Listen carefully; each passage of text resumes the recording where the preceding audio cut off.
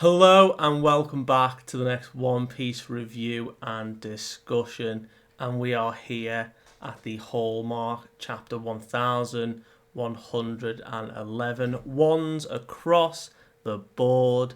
Oda has done it, and my goodness, what a chapter we have got. It is unprecedented, all the information, everything that's been revealed so far in Egghead, what Oda is actually cooking up for us. And he's certainly not stopping with the reveals, with the lore, with what everyone is doing, with the insane powers we're seeing. We are certainly getting very lucky. So, I'm ready to get into this. Without further ado, chapter 1111 Sun's Shield. Pretty nice title, I like it. No cover story this week, but it is a lovely, lovely colour spread of all of the Straw Hats alongside Kuma, Vegapunk, and Bonnie in her child form, so looking like a kid, all eating chips out of buckets, and they are all just like relaxing, having a lovely stroll with some jellyfish. So, nice little calm picture. I like it. But we need to get into this because what a chapter. So, last we had left off, we had the announcement from Vegapunk that his message was to be broadcast within 10 minutes. And I think at the point at the end of the chapter, we were on like 7 or so minutes. We were closing in, and the Gorosei themselves took action. All 5 of the Gorosei, the 5 Elder Planet, are now present on Egghead in their yokai demonic forms. We had the reveal.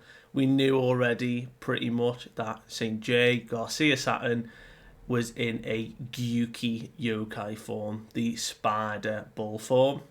We have Marcus Mars as the Itsumade, which is that flying snake bird creature.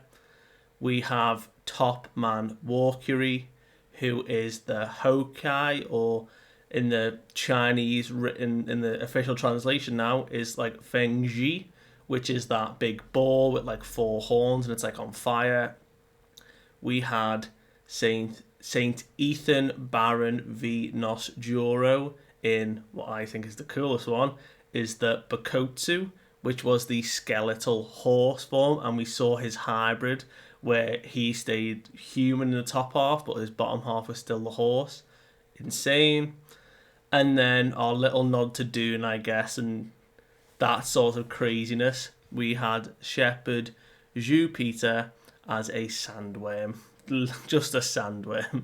So, pretty crazy reveal. We got to see them all in the double page. We got to see them in action, some of them.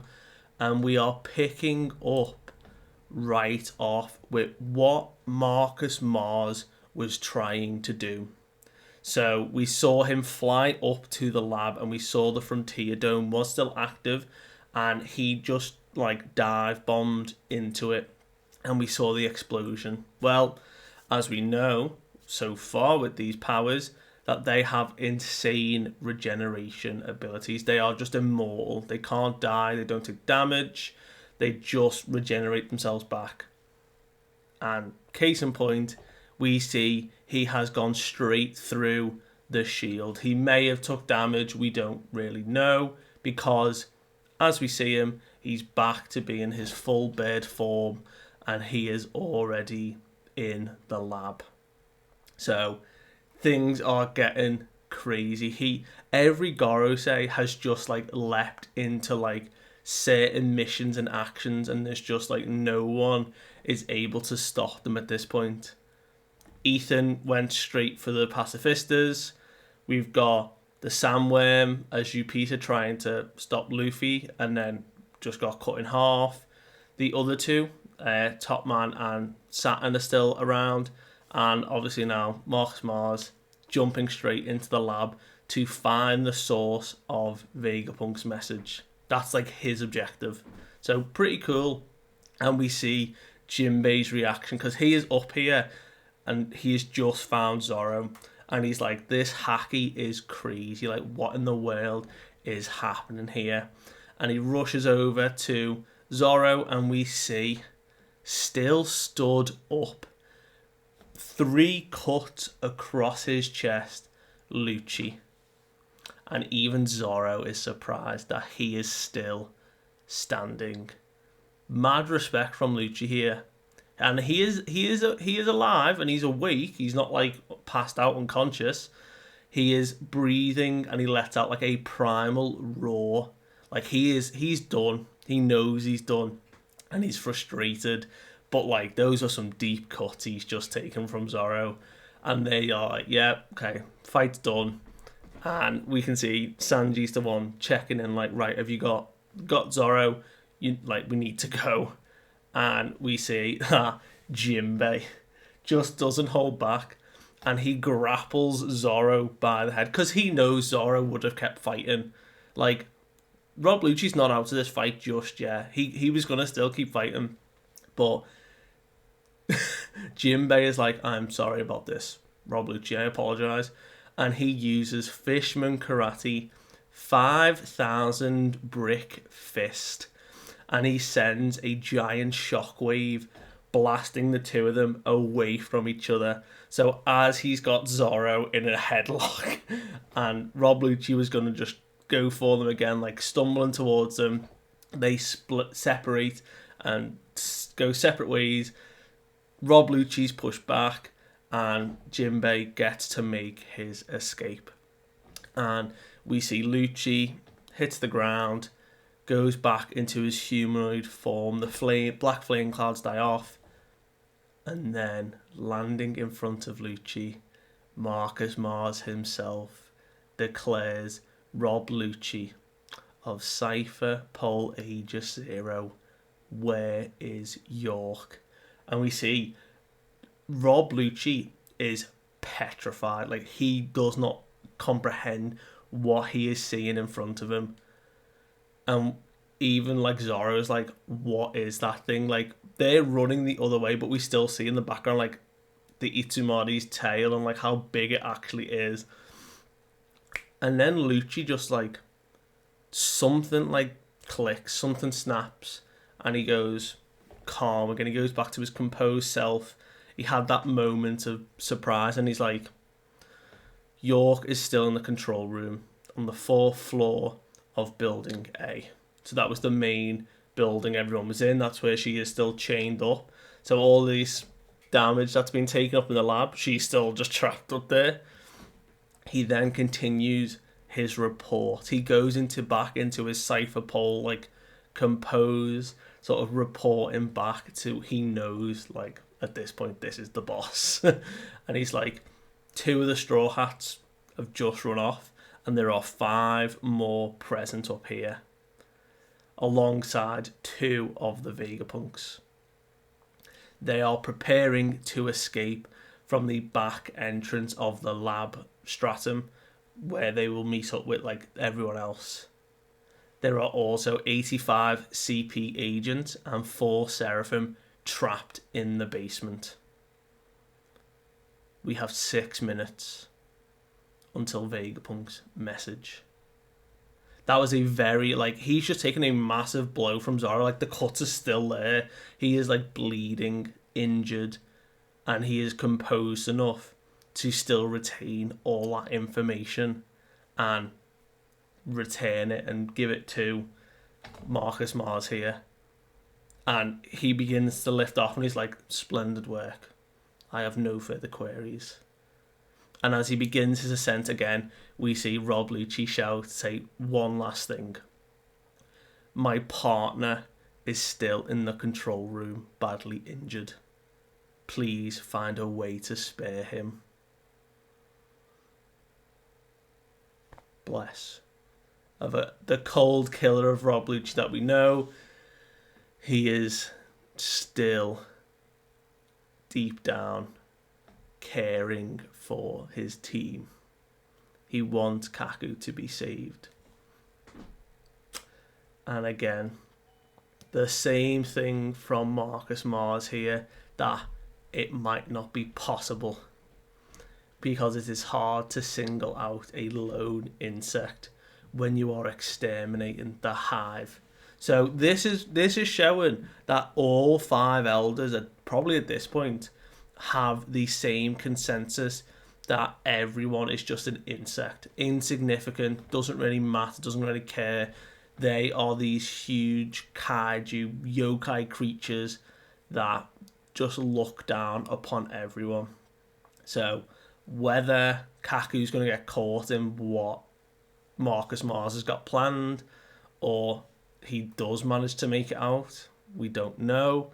But certainly showcasing how terrifying these guys are, that even another CP agent just is insignificant when the objective is what's mattering right now.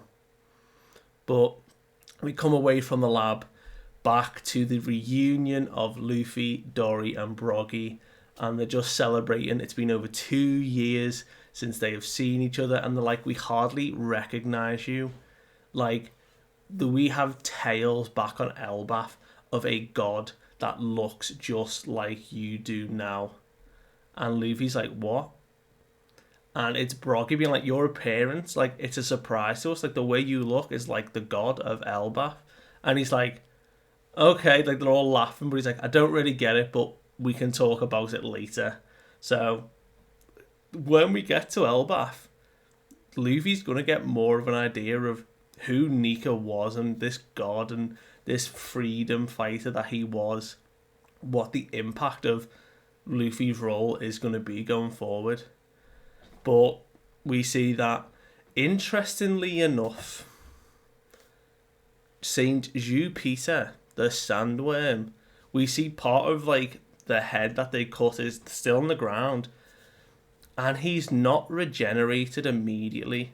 Like the way we've seen the others just like within seconds instantaneously regenerate body parts, Jupiter hasn't done that yet, because we see Saturn and Walkyrie in conversation being like, these giants are now a very big complication.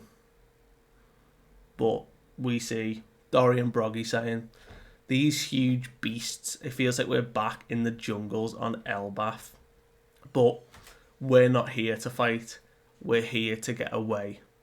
Our only objective was you, Straw Hat. We bumped into Sanji earlier, and he said, when you see Luffy, tell him we're all meeting on the other end of the island. And we see a small flashback to when they bumped into Sanji literally moments ago with Vegapunk on his shoulder saying, I'm counting on you, Dory and Broggy. Go and get him. I'll see you there. Like, this is it. And what we now have is a map of current positions of everyone on the island. So on the far side of the island, where Luffy, Dory and Broggy are, they are the furthest from the ship. Part way on the island is Sanji, Vegapunk, and right next to the Elbaf ship, which is the goal, is Bonnie's group of Frankie, Atlas and Kuma. And then the rest and the remaining Straw Hats and Vegapunks are up on the lab, and like Nami and Usopp, they're all there with the Sunny, Lilith, Edison, Brooke, and as we know, Zoro and Jinbei are just about to meet up with them all. Chopper's up there as well. So final positions of where basically everyone has to try and get to this giant ship now. And this giant ship, could the Sunny fit on it? I'm interested to know how big it actually is, because how are they going to get down to here is going to be an interesting way out. But nevertheless, we see Dory is the one to be like, right, the report said that the Navy is surrounding us, so it's time to signal. And he blows a giant horn that rings out, and all the other giants immediately recognize that the signal, it's happened. The captains have found the Straw Hat. He's saved. We can get out of here. You know, we're not here to raid the warships of Marines probably don't have any treasure anyway. They're like, we just need to get out of here. Top Man Walkery is like, they're signaling a retreat. That's fine. But that won't do. Allow me to blow a horn of my own. And we see he build up a giant roar full of conqueror's haki, and he's like, I will drive home the futility of escape. And we see the whole island shakes, and Luffy has this incredible reaction where his body is like stripped of like his eyes, his scar, his shoes, his hat, everything like falls off Luffy with the shockwaves as like he screams, and Dory's like, oh, like this shocked reaction. But we see that on the Marines, they feel this, and some of the Marines like pass out from the sheer conquerors that is coming off Walkery's scream here, and they manage to like snap Luffy back together, and they're like, right, you good? Like, your body is like so funky, like what is going on? And like we see Luffy is like patching his scar back onto his chest, like, oh, that was close. Which I think is a very nice touch. He's got his eye scar still in his hand, like ready to put back on his face. But they're like, right, who is this guy? And they come up, and Luffy's like, look, it's some government big shot. And we see as Top Man charges forward at full speed, Broggy, Dory, they line up and do Sun, Shield, Svarlin, and block with both of their shields the horns of the incoming giant boar. Now, Svarlin is a Norse mythological legendary shield that would protect the sun. So a really, really nice tie-in. I love when Oda ties into mythology, and especially Norse mythology. Like, this is where we're going now. But what a just sheer resemblance of a shield protecting the sun, protecting Luffy, the sun god himself. And what a just cool page. And we can see Top Man is like, what is this destiny that ties you together? Like, do you have any idea who that man is? And they're like, of course we do. He's our friend. And they charge up and do a split skilder and uppercut with the shields and knock Topman back flying. And we see that Garcia isn't one to be standing round. He fires these little pellets and says, like, you know, I am going to erase you from history along with him. And Luffy's the one to be like, look, be careful, that's venom coming at us. So Luffy's the one to react to this one, and he pulls up a nearby tree and he bites it and chisels it into a baseball bat. And he paints it black and has the number 56 on it, which we're seeing this number a lot with Luffy. Like, the theory's been going for a long time, like 56, I think the translation is like Gomu, obviously, for Luffy's fruit as it's been going. But now that Luffy's fruit isn't the gum fruit, which is what 56 is there another meaning to this number that Oda's foreshadowing? Like, some, because it showed up all the time. Like, it showed up when Luffy was a kid, up until like he's used it here, the number 56. But he puts on his baseball cap, he winds up, and he just scatters the pellets back towards Top Man and St. J. Garcia. And we see he's like, have a taste of your own medicine. And then a nuke goes off in that place, and he's like, wait, they explode? He like does that like eye scream, which is very iconic almost now with Gear 5. But loads of like mushroom clouds happen. Like, I think it was a good idea, he knocked them away. But Dory's like, wow, you know, you did it. We've blocked off the forest, they can't get to us, you know. those guys aren't going to be getting up anytime soon. And Luffy's like, no, we've got to leave now. Those guys can't die. And we see rising in their shadowy forms, the bodies beginning to rebuild. We do see that Jupiter is now here, building back up. So whether he just got caught up in the immediate fight, like it was like seconds, but he didn't like immediately regenerate. So who knows? But he's now certainly just like the others. So Dory, Broggy, and Luffy beginning to trek back, and they're talking about, are they really immortal? And Luffy's like, nothing I've done has like stopped them. They keep coming back. And they say that there is no race that they have heard of, or even an ability that grants that kind of power. It's something beyond the knowledge that Elbaf has. And he's like, right, I'm just going to count this as a victory. Us running is a big enough victory. And this is where we see that Nami is like radioing for Jinbei and Zoro, with the others all getting to the Sunny. We see Jinbei is like, I'm going as fast as I can, we're on the way. And we see Bonnie in tow with the others right by the ship. But blocking their way are 3 of the Vice Admirals.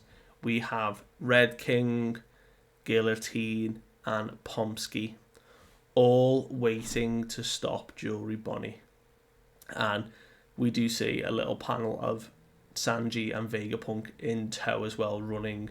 So it's like everyone's converging to like a final position where they can try and escape. But the final page of this chapter, we see the Itsumade Marcus, Mars himself, land on top of the massive crack in Building A and asks York where the room displayed on the monitor is.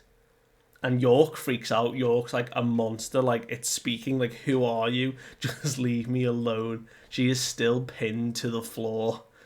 And we don't see if she finds out who it is or what she says, because we then jump to Kizaru, who we see the Marines are like, look, Kizaru, let us treat you, you're hurt. And he says, my wounds run deep. Just let me rest. Like he's out, he's done, he knows what he's done. And I think it's hit him.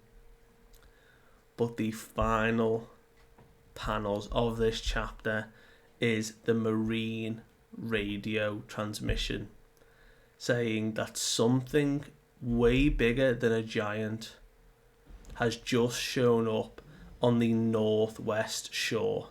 And we zoom out where the Marines are, and looking across the island, a giant shadow stood tall in the distance. This thing is huge. And they're like, that Titan isn't being phased by the inferno that is engulfing the island. And it seems to be growling something. And we hear the final line of this chapter, the robot saying, forgive me, Joy Boy. What is he apologizing for? This is now the second time a huge Goliath creature is apologizing to Joy Boy. We had Zunisha apologizing well back at 1-0 when it arrived, when Luffy first took Gear 5. Now the robot is awake, and his first speech, his first line in what is over 1,000 years is, forgive me, Joy Boy. Like, what could have possibly happened for... And I think this is still going to happen. Like, why is everyone asking for Joy Boy's apology? Why do they want forgiveness? What actually happened during the Void Century that warrants them to, like, seek forgiveness now? We know this robot is going to come to help get everyone out because it is huge. It is nuts. That is where the chapter ends. And unfortunately, but I think it is well needed, there is going to be a 3-week break now on One Piece.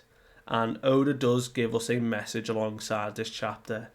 And he says, after the recent passing of Toriyama, probably a really close friend, he wanted to just take some time to rest and focus a bit more on like self-maintenance and looking after himself. He himself is not sick. He was adamant like he's fine. He just wants some time, to just process, just be with family, I guess. But he's like, everything will still carry on, just maybe go back. They've decided to go back and show like some of the past flashbacks of like old characters when we first saw them that are coming back on like the Shonen Plus app. And then says like, there's stuff on Netflix you can go check out, to still keep going. There'll be things on YouTube, like the One Piece streams and stuff. Like, everything is still carrying on. But in 3 issues, we'll return. So, I think it's really nice. I think the sad news of Toriyama passing has really, like, shaken a lot of people, especially mangakas like Oda himself. So, I think it's becoming more of a focus on, like, the work ethic and how much, like, time those guys like put into like doing all these incredible stories. It takes its toll.